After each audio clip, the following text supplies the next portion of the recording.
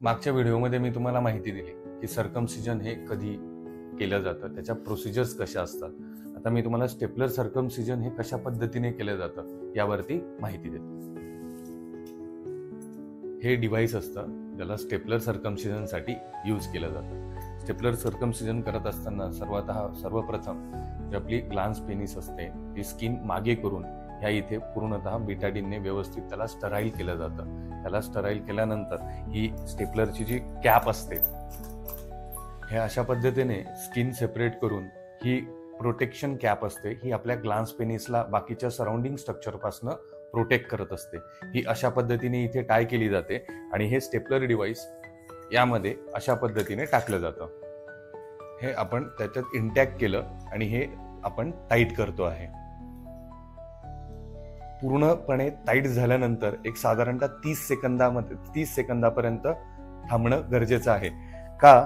कारण की ह्या पेनिसमध्ये ज्या बारीक बारीक रक्तवाहिन्या असतात ह्या थांबल्यामुळे त्या रक्तवाहिन्यांमधलं रक्त तिथे साचतं आणि आफ्टर पोस्ट ऑपरेटिव्ह आपल्याला तिथे ब्लिडिंग कमी प्रमाणात जाणवतं.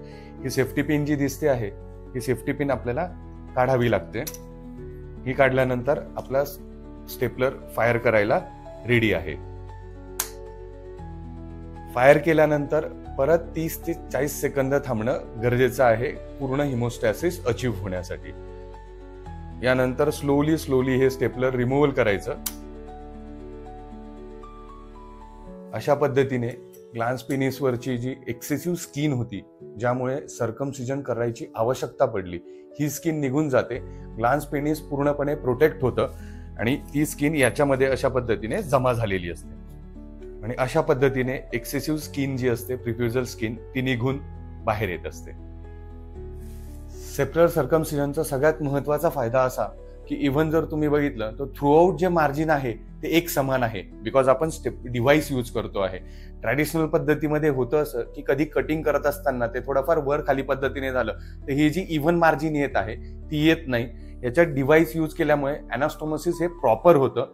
युनियन जे आहे स्किनचं ते प्रॉपरली केलं जातं. It's a simple day care procedure असते. विदिन 2 or 3 hours मधनं तुम्ही प्रोसिजर करून घरी जाऊ शकतात आणि हार्डली सेकंड डे पासून तुम्ही तुमच्या नॉर्मल ऍक्टिव्हिटीजला जाऊ शकतात.